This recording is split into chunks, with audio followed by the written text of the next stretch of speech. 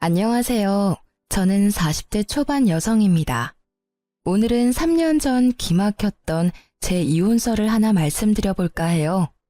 저에게 이혼은 저를 위한 가장 중요한 선택 중에 하나였지만 동시에 아픈 상처를 가져다 준 사건이기도 해요. 결혼할 때는 100년해로 할 거라고 맹세하며 다짐까지 했지만 그것도 두 사람 모두 그렇게 원해야만 가능하더라고요. 한 사람이 아무리 노력해도 나머지 한 사람의 노력이 없으면 결국 이렇게 중간에 헤어질 수밖에 없다고 생각해요. 솔직히 이혼을 해서 이렇게 사연글을 쓰게 될 줄 몰랐기에 두서가 없을지도 모르지만 제 이야기를 한번 들려드릴게요. 저와 전 남편은 사내 비밀 커플이었어요. 그 스릴 때문에 더 즐거웠고 또 그 스릴 때문에 잘못된 선택을 했던 건지도 몰라요. 결혼 당시에 남편은 결혼에 대한 준비가 된 상황은 아니었어요. 쥐뿔도 없다고 하죠. 정말 아무것도 모아놓은 돈이 없었거든요. 게다가 시댁도 우리에게 원조를 해줄 수 있는 여건은 아니었기에 오롯이 저와 남편이 모두 해결해야 했어요.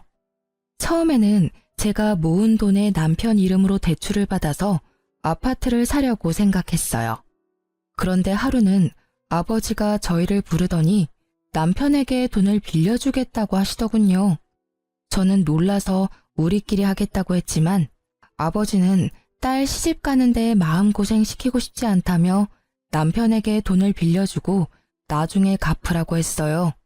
대신 이자는 받지 않을 테니 편하게 너희들 돈 모으라고요. 그때 정말 아버지에게 얼마나 고마웠는지. 결국 남편은 그렇게 하기로 하고 저희는 자가로 집을 마련했어요. 그렇게 행복할 줄만 알았던 저의 결혼 생활은 조금씩 삐그덕 이상한 길로 빠져가고 있었어요. 사람들이 말하길 결혼과 연애는 다르다고 하잖아요.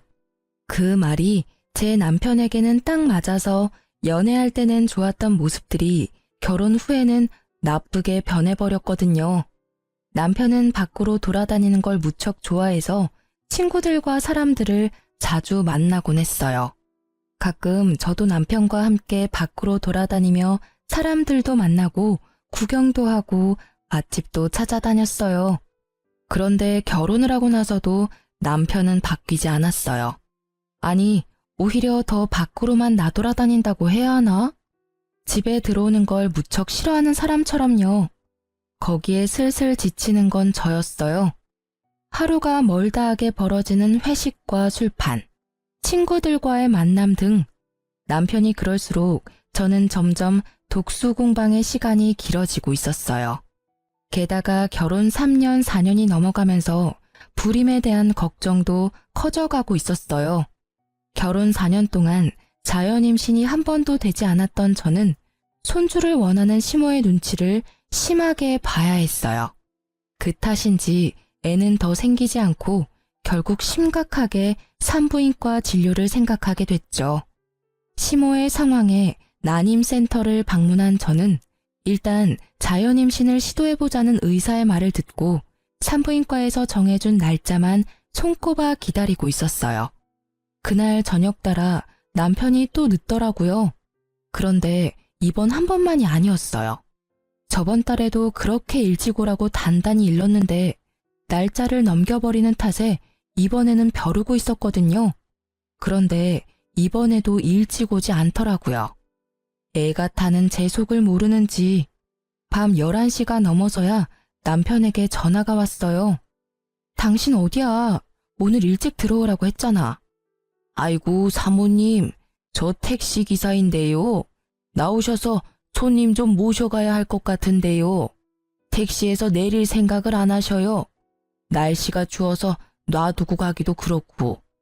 어머, 죄송합니다. 제가 바로 데리러 내려갈게요. 전화를 한 것은 남편이 아니라 택시 기사였어요. 아파트 현관 앞에 서 있는 택시를 보니 어찌나 민망하고 화가 나던지 저는 연신 기사에게 미안하다고 말하며 남편을 데리고 왔어요. 술에 쩔어서 몸을 가누지도 못하는 모습을 보는데 정말 한 대 쥐어받고 싶을 만큼 열이 받더라고요. 게다가 남편을 데리고 집에 들어오는 내내 남편의 옷에서 나는 제 것이 아닌 여자의 향수 냄새와 분 냄새에 겨우 화를 삭히며 집으로 들어왔어요. 밝은 데서 보니 더 선명하게 보여지는 남편의 모습에 저는 눈을 감으며 충격을 감당해야 했어요. 옷깃에 덕지덕지 묻어있는 립스틱에 단정치 못한 옷차림이 딱 봐도 여자를 끼고 놀았던 것 같더라고요. 게다가 남편을 데리고 들어올 때 남편 와이셔츠에서 바스락거리는 소리가 신경이 쓰여서 주머니를 확인했는데 거기에 작은 쪽지가 있었어요. 연락처 하나와 여자 이름이 적혀 있고 옆에는 하트 표시까지 딱 찍혀 있더라고요. 저는 그 연락처를 일단 다른 곳에 베껴 적어두고 남편 코트를 벗겼어요. 그리고 저는 한 번 더 열이 오르는 것을 느껴야 했어요. 양말이 거꾸로 신겨져 있었거든요. 일을 하면서 양말을 다시 신었을 리 없고 설사 100번 양보해서 다시 신었다 하더라도 제정신이라면 거꾸로 신었을 리 없었겠죠. 차라리 양말이 없었다면 제가 덜 화가 났을지도 몰라요. 애를 가지고 싶어 오매불망 남편만 기다려야 하는 제 사정이 이렇게 비참하고 짜증나는 일이 되어버려 저는 그날 분노의 눈물과 우라를 삼키며 잠도 제대로 못 잤어요. 그리고 다음날 아침 남편이 눈을 뜨자마자 저를 부르더군요. 여보, 나 물 좀 가져다 줘. 술이 안 깨네. 어제 숙취해소제도 먹었는데 늙었나 봐. 뭘 잘했다고 눈 뜨자마자 마누라 부르며 물을 찾는지 저는 열이 받아서 냉수를 컵 가득 받아서 비몽사몽한 남편 얼굴에다가 확 부었어요. 아, 차가워. 지금 뭐 하는 짓이야? 당신 미쳤어? 갑자기 물을 뿌리면 어떡해? 뿌릴만 하니까 뿌렸지. 지금 당장 냉수 마셔도 정신 못 차릴 것 같으니까 내가 뿌려준 거야. 정신 똑바로 차리고 이야기하라고.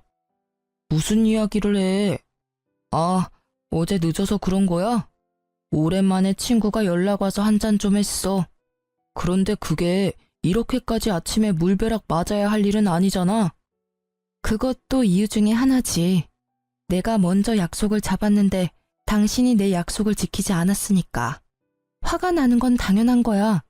근데 그건 좀 덜 중요한 이유야. 제일 중요한 이야기를 말해봐.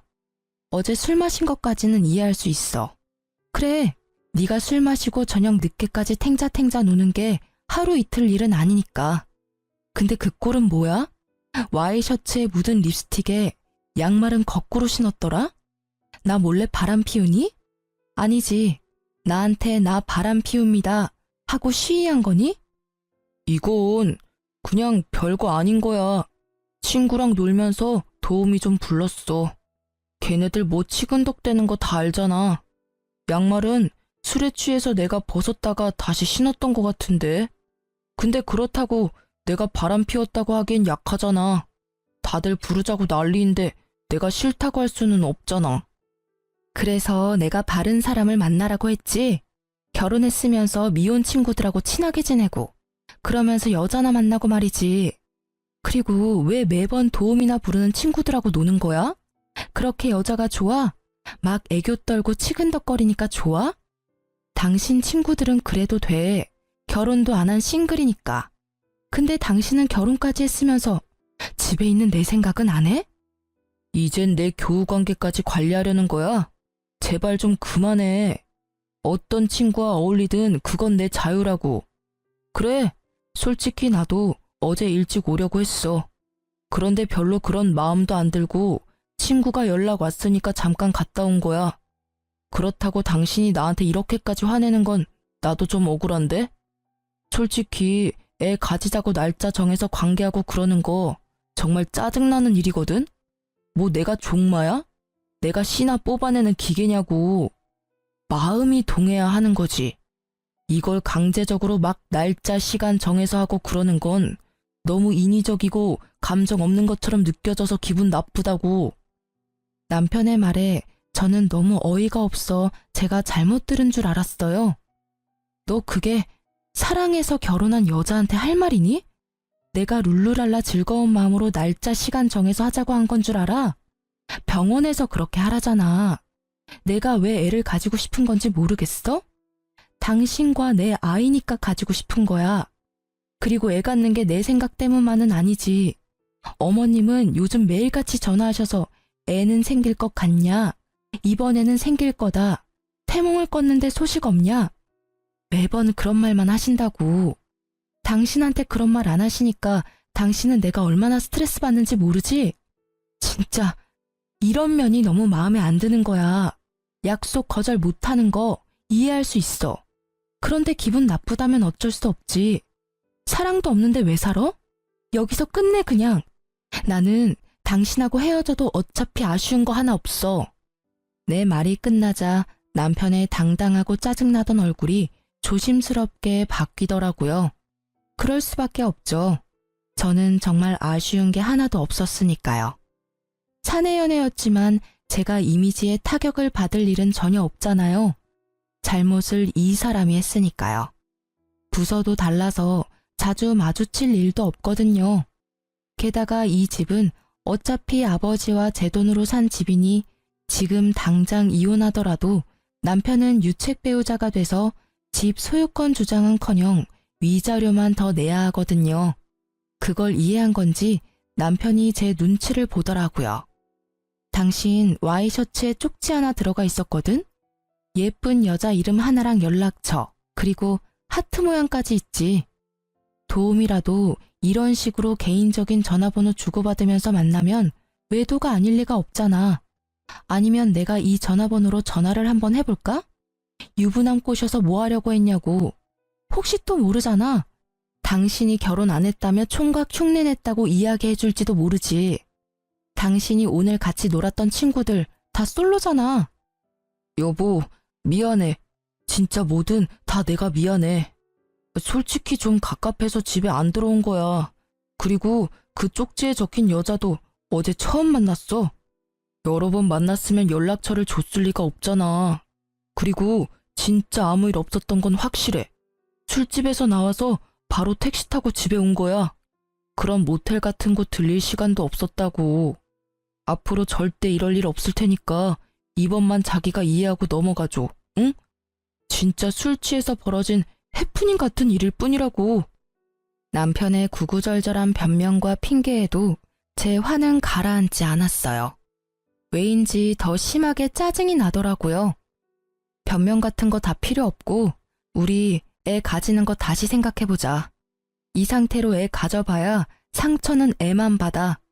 집에 매번 늦게 들어오고 친구랑만 노는 아빠, 육아로 고생하면서 신경질만 느는 엄마. 어느 쪽이건 애한테 좋지 못한 건 맞고 당신 말대로 당신 종마 취급 당하는 건 싫다니 그것도 내가 이해해줄게. 그치만 나도 지금 당장은 당신이랑 즐겁게 살 맞대고 싶은 기분 아니거든? 다른 여자랑 치근덕거린 당신하고 옆에 있는 것도 솔직히 불쾌해. 그러니까 시간을 좀 갖자. 제 말을 들은 남편은 더 이상 아무 말도 하지 않았지만 어느 정도 제 말을 이해하는 것 같더라고요. 그리고 그날 이후 남편은 회식도 친구와의 모임도 모두 자제하고 집에 일찍 들어오려고 애쓰더라고요. 그게 눈에 보이니 계속 화내고 있는 것도 좀 미안해지기도 했고 솔직히 조금 치사한 방법이긴 했지만 남편이 제정신을 차렸다고 생각했기에 마음은 좀 편해졌었죠. 그렇게 성실해진 남편은 매일 제 눈치를 보더라고요. 그리고 그 이후 한 달쯤 지났을까요? 명절 며칠 전쯤 갑자기 아버지에게서 전화가 왔어요. 나다. 미국에 있는 네 오빠 어제 한국 들어왔는데 연락됐니? 어? 오빠 한국 들어왔어? 아, 나한테 연락 먼저 하라니깐. 나 결혼하고 나서는 연락도 잘 안 되더라고. 남편한테 소개시켜준데도 극구 싫다고 해서 우리 그이는 아직도 나한테 오빠 있는지 모르는데 언제까지 숨겨야 될지 모르겠어. 근데 성이 다르니까 소개하면 우리 집 재혼 가정인 거 금방 알 테고.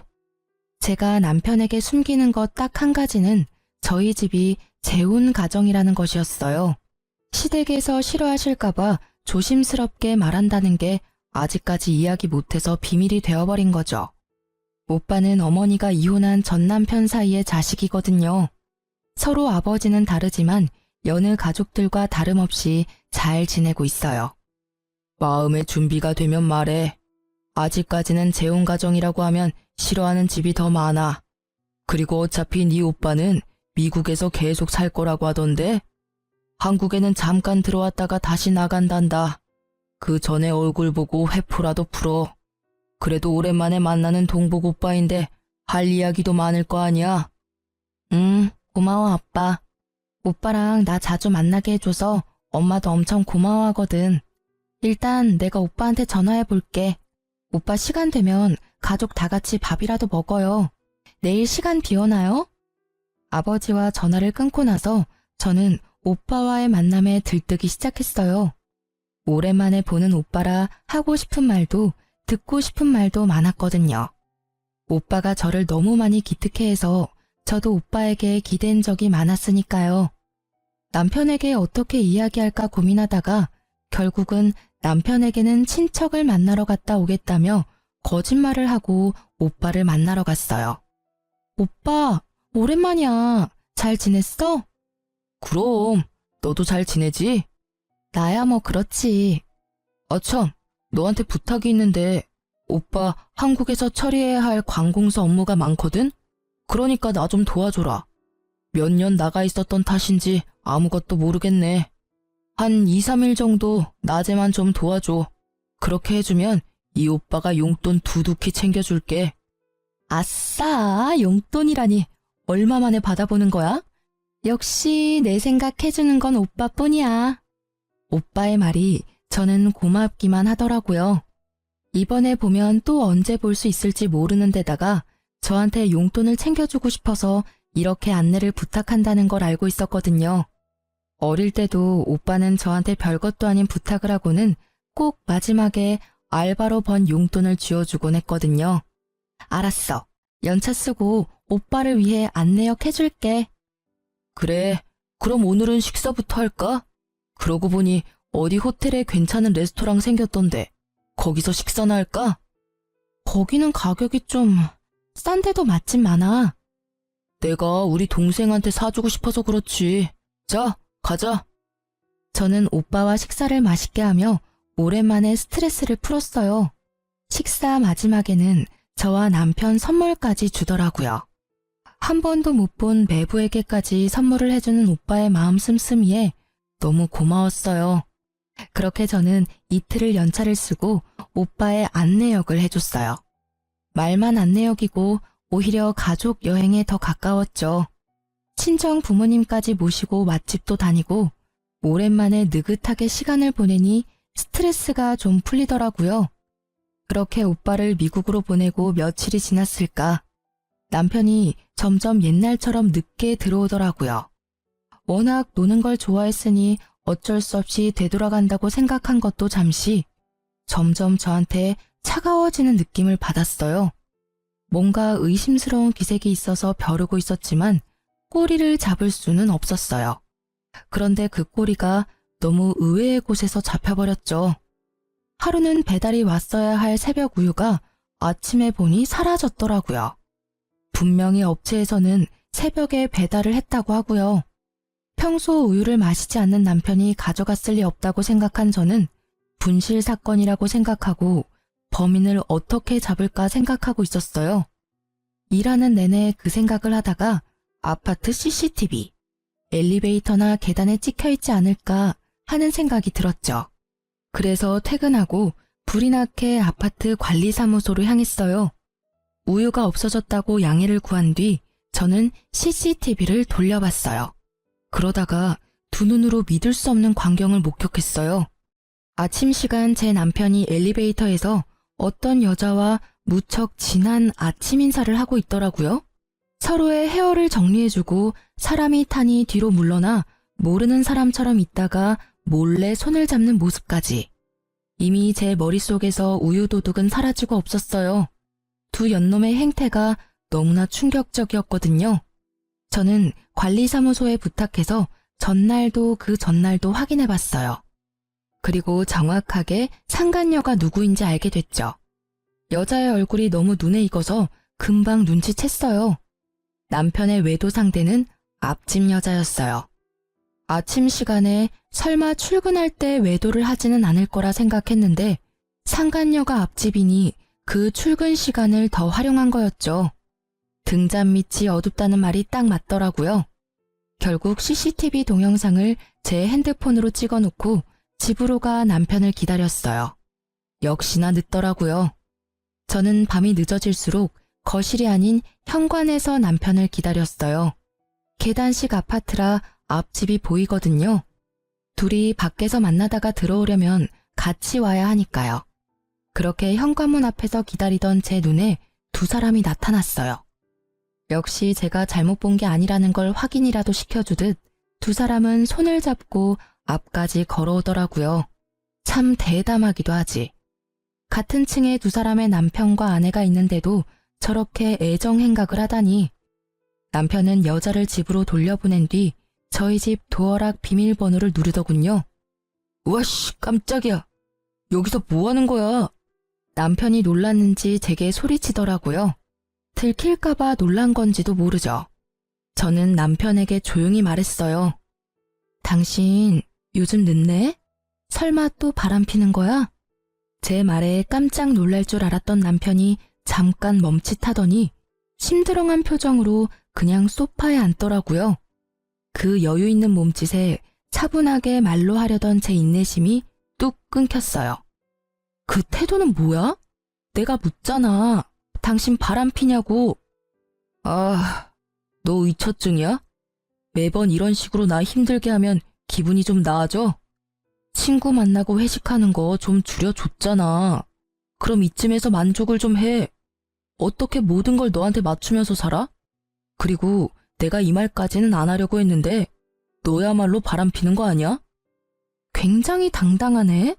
당신은 바람 핀 적이 없고 바람은 내가 폈다는 게 당신 주장인 거네. 그런 이야기를 할 만한 근거는 있는 거지? 어디 이야기해봐. 들어는 줄게. 저는 남편이 이렇게 당당한 이유가 정말로 궁금했어요. 화가 나는 것과는 별개로 무엇을 갖고 있길래 저렇게 자신 있어 보이는가 싶었죠. 제 말에 남편은 자켓 안주머니에서 사진 몇 장을 꺼내서 탁자에 던지더라고요. 그 사진을 보는 순간 저는 어이없음과 불쾌함을 동시에 느꼈어요. 이건 뭐야? 너 나 뒷조사한 거야? 네가? 놀랐지? 그럴 줄 알았어. 바람 피우다가 딱 걸리니까 어때? 나한테 이런 쓰레기 같은 취급받으니까 기분 더럽지? 나도 그랬어. 별거 아닌 일로 사람을 쓰레기 취급하고 말이지. 마누라 바람 피는 거 보니 내가 왜 그렇게 했었나 싶기도 하고 자괴감이 드네. 솔직히 말하면 나를 종마 취급하는 데다 의처증까지 가진 당신이 바람까지 피워준 덕분에 당신은 유책 배우자가 확실해졌어. 반면에 나는 그때 한 번 이후로 별 문제 없이 깨끗한 상태잖아. 외도도 하지 않고 얼마나 가정에 충실했는지 알지? 나한테 외도했다고 뭐라 하던 당신이 바람피는 걸 보니 이제 당신한테 질렸어. 그러니까 우리 이혼하자. 남편이 먼저 던진 이혼 이야기에 저는 터져나오는 실수를 참으며 냉정하게 말했죠. 이게 당신 생각이야? 이 사진 한 장으로 나한테 이혼하자고 말하는 거야? 내가 유책 배우자니까 너한테는 잃는 거보단 얻는 게 많겠네? 당연하지. 너한테 책임이 있으니까. 나한테 위자료 주는 대신에 이 집 넘겨주면 원만히 합의 이혼해줄게. 그럼 여기저기 소문날 일도 없고 깨끗하잖아. 그치? 너 지금 머리 제대로 굴렸네? 정말 화가 미친 듯이 나는데 너무 웃겨. 이 사진 한 장에 나한테 다 뒤집어 씌우겠다? 그런 신박한 생각은 어디서 나오는 거야? 그래, 이혼하자. 네가 이렇게 원하는데 해줘야지 않겠어? 나한테도 뭐 나쁜 일은 아니지. 제가 뜬금없이 웃자 남편 놈은 그제야 어안이 벙벙한 얼굴로 저를 쳐다보더라고요. 이혼하자는데 웃으니 뭔가 잘못됐다는 걸 알아챘지만 제대로 아는 게 하나도 없으니 말도 못하고 쳐다만 보는 거죠. 당신이 이혼 얘기 먼저 꺼냈으니까 나중에 두말하면 안 되는 거 알지? 나는 절대로 이번 이혼 번복 안 할 거니까 그렇게 알고 있으라고. 우와, 상간남이 그렇게 잘해줘? 이혼하자니까 두말 없이 수긍하는 거 봐라. 나보다 당신한테 더 좋은 조건인 거 아니야? 근데 상간남이 당신이랑 결혼해 준대. 그쪽은 그냥 장난이었던 거 아니야? 한때 부부였던 인연으로 내가 말해주는데 와이프랑 이혼할 테니 결혼하자고 하는 놈들 중에 제대로 된 놈들 없어. 너도 곧 버림받게 될걸? 상간남 신경 쓰지 말고 당신이나 이 집에서 나갈 궁리나 해. 필요하면 용달 정도는 불러줄게. 당신 짐 싹 다 챙겨서 나가주면 좋겠어. 이 집은 어차피 내 거야. 이 집 살 때 네 돈 한 푼도 안 들어갔어. 내가 모은 돈이랑 우리 아버지가 당신한테 빌려준 돈으로 산 거지. 이 집 갖고 싶니? 그러면 일단 아버지한테 빌린 돈부터 갚고 와. 그리고 이 집 살 때 내가 낸 돈 나한테 돌려주면 이 집 줄게. 됐지? 계산을 그렇게 하는 법이 어디 있어? 당신이 유책 배우자인데 어떻게 내가 당신한테 돈을 줘야 하는 건데. 결국 소송으로 가자 이거야? 나는 이미 증거가 다 있다고. 당신이 유책 배우자라는 증거. 사진이 이거 한 장뿐인 줄 알아? 수십 장이나 더 있거든? 아, 그거 100장 1000장 가져와도 그걸로는 내 외도 증명 못해. 왜냐면 이 사진 속에 있는 남자는 상간남이 될 수 없거든. 이 사람이 누군지 자기는 모르겠지만 이 나라 정부는 정확히 알고 있지. 저는 예전에 친정어머니의 부탁으로 발급받아 놨던 어머니 이름의 가족관계 증명서를 남편에게 보여줬어요. 당신은 내가 외동딸이라고 생각했지? 근데 우리 집 재혼 가정이야. 그래서 내 위로 나랑 피가 이어진 오빠가 하나 있어. 그 오빠는 성이 달라. 엄마의 전남편 아들이거든. 이름 어디서 본 것 같지 않아? 내 뒷조사한 사람이 이름 말해줬지? 그럼 답 나왔잖아. 당신이 찍어온 사진에 있는 사람은 우리 오빠야. 누가 일한 건지 일을 제대로 못했네. 친정 부모님이랑 다 같이 밥도 먹고 놀러 가고 그랬는데 나랑 오빠 사진만 딱 찍어온 걸 보면 오히려 당신 엿먹이려고 그런 건가 싶기도 하고. 제 말이 이어질수록 남편의 느긋한 인상이 점점 심각하게 바뀌는 게 참 웃기더라고요. 알아보려면 좀 더 끝까지 팠어야지 이 나쁜 놈아. 나를 유책 배우자로 만들고 이 집 뺏어갈 작정이었어? 근데 이를 어째? 내가 유책 배우자가 아닌데? 당신이 이 집 가져가려고 계획한 거면 빨리 머리 굴려야 할 거야. 내가 가지고 있는 걸 보면 당신은 이 집에서 갖고 갈 수 있는 게 하나도 없을걸? 오히려 위자료로 몇 천쯤 준비해야 할 텐데 괜찮겠어? 남편은 소파에서 내려와 내 앞에 무릎을 꿇었어요. 처음 보는 모습이었어요. 그런데 얼마나 꼴보기가 싫던지. 그런 내 생각은 꿈에도 모른 채 남편은 열심히 저에게 빌더라고요. 여보, 내가 아주 잠깐 미쳤었나 봐. 진짜 미안해. 잠시만 내 말 좀 들어봐. 진정하고. 당신, 너라고 하던 남편놈은 불리한 상황이 되니 저를 여보라고 부르더라고요. 가증스러운 놈. 그 모습을 보는데 어찌나 찌질해 보이던지요. 나 지금 지극히 냉정한 상태야. 이보다 더 차분할 수가 없어. 그래, 오늘 이 집에서 나가면 이혼 서류는 시댁으로 보내줄까? 아니지, 앞집으로 보내면 되지 않겠어? 앞집 여자랑 필요 이상으로 친하잖아. 제 물음에 남편 얼굴이 허옇게 질려버리더라고요. 제가 모를 줄 알았나 봐요. 하긴 저도 우유가 아니었으면 영원히 몰랐을 수도 있죠. 역시 앞집 여자 이야기를 꺼냈더니 미안하니 뭐니 변명하려던 남편 입이 꾹 닫혔어요. 그리고는 눈동자만 떼굴떼굴 굴리며 이 상황을 어떻게 빠져나가야 할지 궁리하더라고요. 빠져나갈 구멍을 못 찾게 저는 남편놈 앞에 CCTV를 촬영한 영상을 떡하니 보여줬어요. 그걸 보더니 눈을 딱 감더라고요. 이걸 변명할 수는 없을 테니까요. 안 들킬 거라고 생각했어? 그래, 나도 몰랐을 거야. 설마 아침에 저렇게 대담하게 바람을 필 줄이야? 정말 뒤통수 제대로 맞을 뻔했지. 그런데 오늘 아침에 누가 우유를 딱 가져가는 바람에 도둑 잡으려다 당신 외도 장면 잡은 거야. 누가 가져간 건지 보면 절이라도 해주고 싶네. 동영상 진짜 잘 찍혔지? 손 잡는 거 보니까 아주 죽고 못 살아, 그지? 이걸 보고도 당신이 유책 배우자가 아니라고 할 사람이 있을까? 근데 관리사무실의 CCTV는 보관 기간이 며칠이려나 모르겠네. 그거 확인하면 언제부터 바람핀 건지 확인할 수 있을 텐데. 여보, 진짜 미안해. 내가 진짜 다 잘못했어. 저 여자가 나 꼬시는 바람에 내가 넘어가 버린 거야. 진짜로 만난 지 얼마 되지도 않았고 그렇게 깊은 사이도 전혀 아니야. 나는 그냥 잠깐, 아주 잠깐 바람 쐬는 기분으로 만난 것뿐이라고. 그러니까 제발 이혼만은 안 돼. 내가 미친놈이었어. 그런 말을 왜 꺼냈는지, 어? 나 여기 나가면 갈 곳도 없어. 제발. 남편은 제 치맛자락을 붙잡고는 울며 불며 매달렸어요.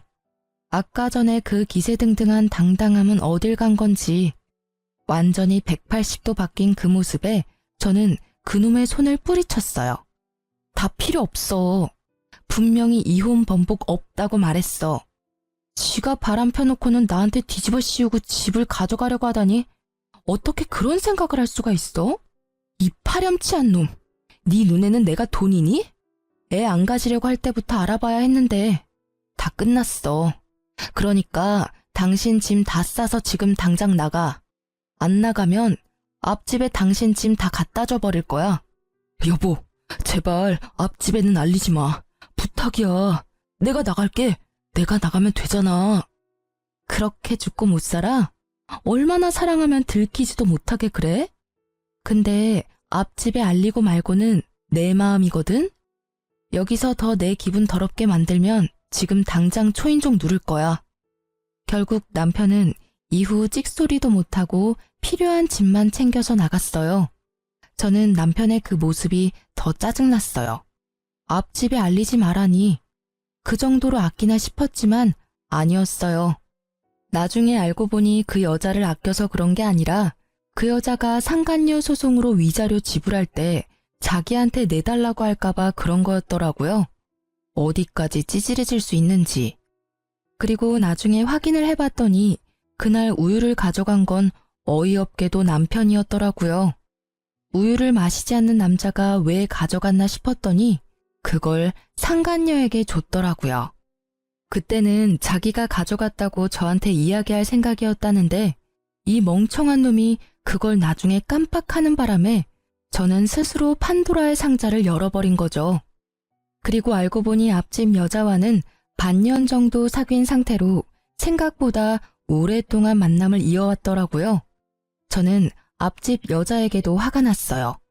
매번 오며 가며 살갑게 인사하곤 했는데 저를 볼 때마다 제 남편과의 만남을 떠올리며 저를 불쌍하고 눈치 없는 여자로 봤을 걸 생각하니 분이 나서 못 참겠더라고요. 그래서 앞집 여자에게도 상간녀 소송을 걸었어요. 남편과의 이혼 소송도 물론 진행했고요. 그렇게 상간녀 소송 걸고 얼마 뒤 누가 우리 집 배를 누르더라고요. 화면에는 앞집 여자가 서 있었어요. 제가 문을 열어주니 그 여자가 갑자기 저희 집 현관문에 꿇어 앉더라고요. 왜 이러세요? 일어나세요. 아니요, 제가 정말 다 잘못했어요. 잠깐, 아주 잠깐 만난 거예요. 그러니까 제발 소송만 취하해 주시면 안 될까요? 염치 없는 부탁이란 건 잘 알지만 어떻게 좀 선처를... 제가 왜 그래야 하는지 잘 모르겠네요. 소송 취하해 주시면 제가 위자료는 드릴게요. 꼭 드릴 테니까 남편과 아이만이라도 알 수 없게 해주시면 잘못하면 아이도 남편도 다 잃게 생겼어요.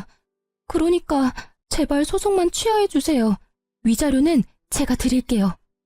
아, 그러세요? 모두 잃게 생겼구나. 그런데 저도 당신 덕분에 가정과 남편을 잃었어요. 그러니까 그 부분은 그걸로 퉁치죠. 솔직히 바람 필 때 소문날 거 생각 안 한 건 아니잖아요. 그래도 유부남 잘 만나고 다녔으면서 이제 와서 왜 후회를 해요? 후회하지 말고 열심히 즐긴 대가를 받으면 되죠. 제 말에 무릎 꿇고 있던 상간녀가 꿀먹은 벙어리가 되더라고요. 틀린 말은 단 하나도 없었으니까요. 남의 남자 만날 거면 소문날 거 당연히 각오한 거 아닌가요? 이제 더 이상 할 말 없으면 나가보세요. 저는 더 이상 해드릴 말이 없어요. 제가 피해자인데 가해자가 이렇게 피해자 행세를 하고 계시는 것도 이상하고. 뭐? 그렇게 따지면 남편 관리 제대로 못한 당신 탓도 있는 거 아니야? 당신이 남편 잘 붙들고 있었으면 이런 일이 생겼겠어? 잘해주지도 못할 거면서 결혼은 왜 했대? 우리 사이 진짜 별거 아니었고 당신이 못해준 거 내가 해준 것뿐이야. 내가 당신 대신해서 당신 남편 위로해줬으면 당신도 소송 정도는 취하해줘도 되는 거 아니야? 엄청난 궤변을 늘어놓는 여자를 어이없는 눈으로 바라보며 제가 재차 물었어요. 상간녀 소송 취하해주면 내가 얻는 건 뭐죠? 아니, 내가 피해자인데 나한테도 떨어지는 게 있어야 하잖아요. 갑자기 다짜고짜 소송 취하라 그러면 제가 아이고 알겠습니다 하고 해줄 줄 알았어요. 줄 수 있는 거? 그러면 당신 남편 돌려줄게요. 그럼 됐죠? 이 아줌마 말하는 것 좀 봐. 미안한데요. 남이 쓰다 버린 건 저도 필요 없거든요. 왜 굳이 그 쓰레기를 저한테 주려는 건지 모르겠네요. 저한테 줄 게 그것뿐이라면 저는 취하지 않을 거예요.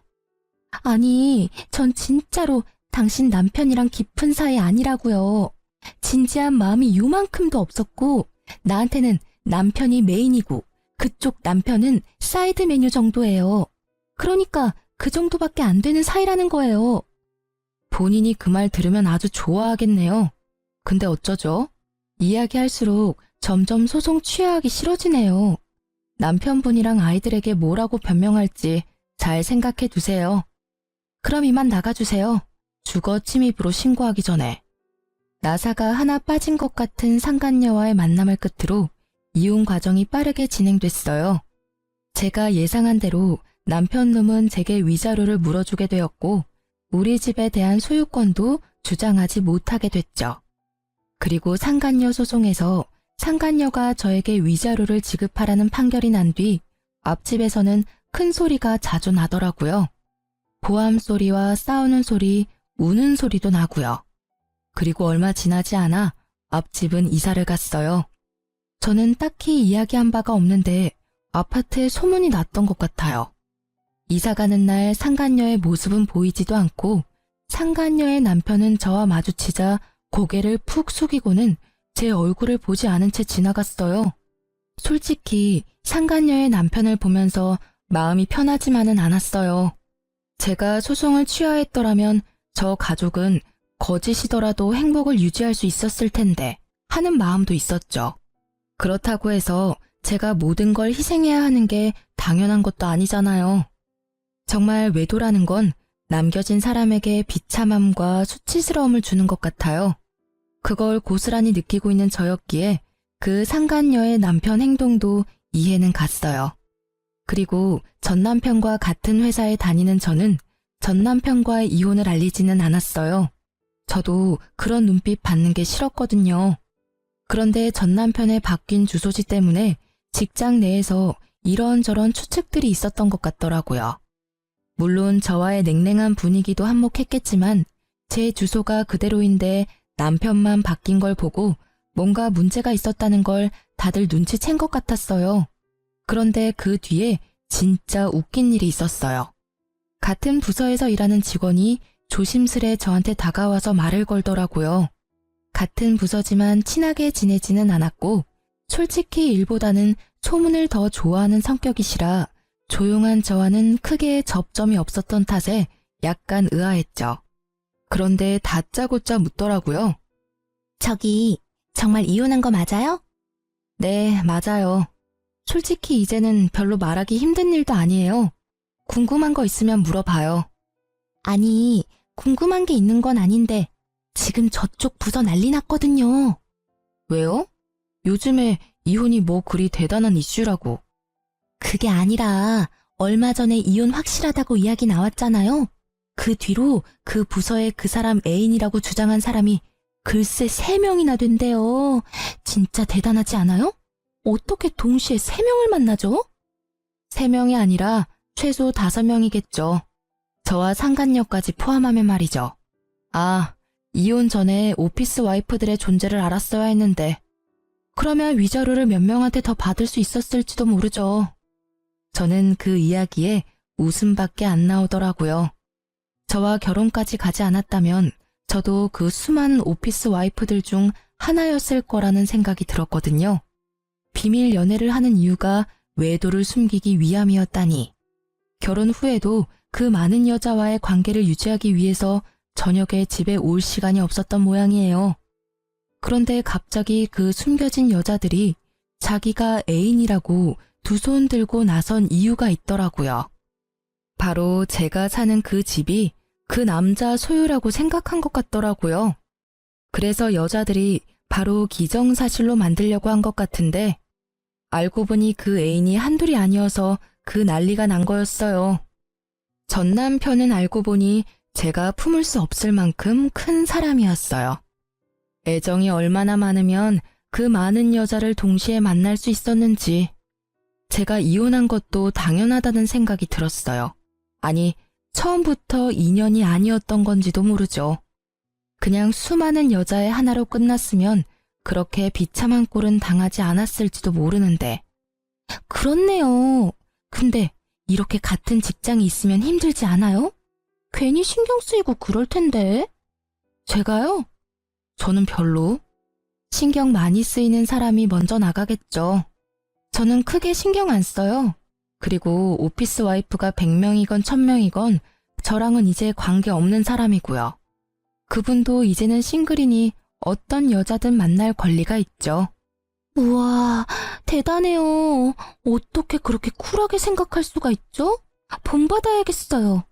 직원에게는 그렇게 말했지만 사실 쿨하다기보다는 이제 그냥 관심이 없어진 거에 불과했어요. 나랑은 연이 없는 사람이고 뭘 하든 나하고 연관될 일 없을 거라고 생각하니 차라리 마음이 편안했거든요. 부서가 달라서 얼굴을 자주 못 보는 것도 다행이긴 했고요.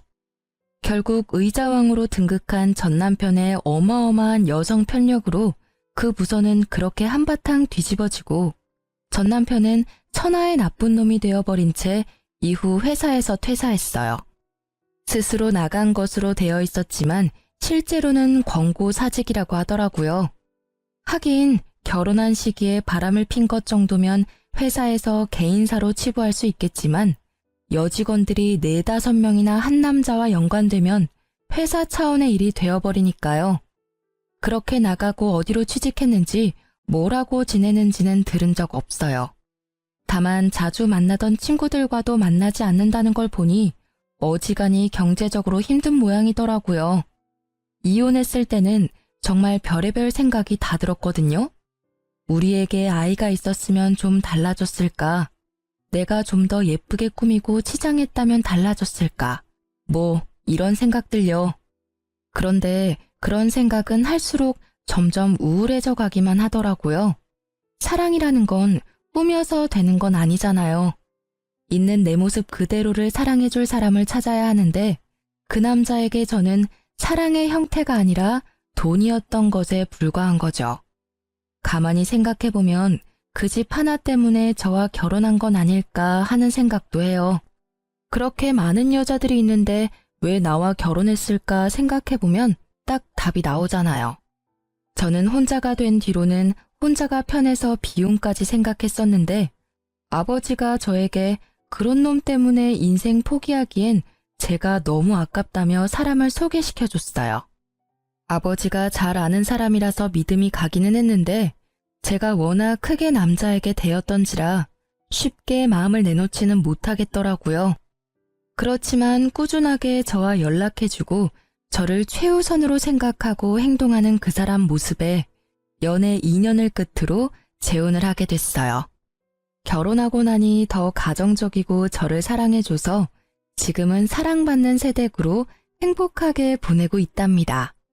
그리고 여담이지만 만난 지 2년 만에 아이가 생겨서 귀여운 아들 하나 낳고 잘 살고 있는 중이에요. 이렇게 잠든 아이를 바라보면 제가 지금 잘 빠져나왔다는 생각을 하곤 해요. 저처럼 이혼을 해야 하나 말아야 하나 고민하는 분들이 계시다면 다른 것 말고 나 자신부터 생각해 주세요. 그래야 나중에 나를 지킬 수 있거든요. 글로 쓰다 보니 엄청 길어졌네요. 제 글이 누군가에게는 도움이 되었으면 좋겠어요. 다들 읽어주셔서 감사합니다.